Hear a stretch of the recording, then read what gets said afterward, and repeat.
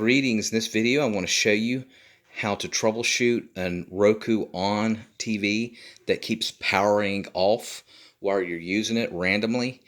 So make sure you follow me all the way to the end. I'm pretty confident I could help you get it fixed. So first thing I want you to do is make sure you don't accidentally have the timer on. So while I go to the home, go all the way to settings, and then go to the right and go all the way to system. And then from system, go to the right and go all the way to time. Go to the right and make sure that you have this on off. So you may have accidentally, like I said, put it on one of the timers here. So have it on off, back out, and then see if that fixes your problem if you did have it on something other than off. Alright, next thing what I want you to do, go back to home. We're going to do a software update. Go to settings. And then from settings, go to the right, go all the way back down to system, go to the right, and then go to advanced software update. Okay, and then do any software update that it has available. And then you click check now.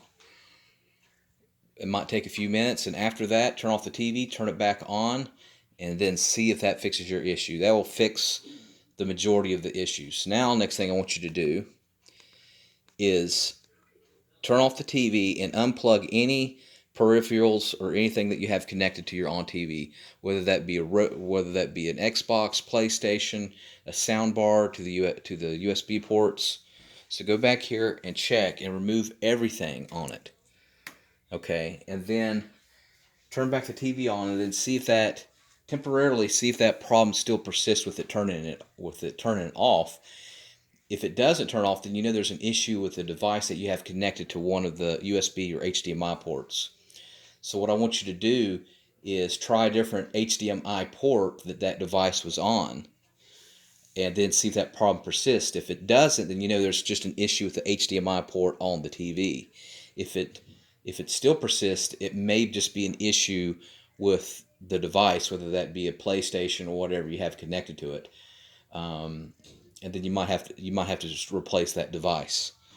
Okay, next thing what we're going to do is a soft power cycle. So what we're going to do is power it off, and then what I want you to do is unplug the power from the ONN TV from the wall where it has no power. Completely unplug it from the wall, and what we're going to do, point the remote control to the ONN TV and hold down the power button for 30 seconds. Let go, and while it's still unplugged, hold down the power button, which is usually located below the ONN logo, and hold that down for 30 seconds. And then after a minute, plug it back up and then see if that works. A lot of times that will completely fix the issue.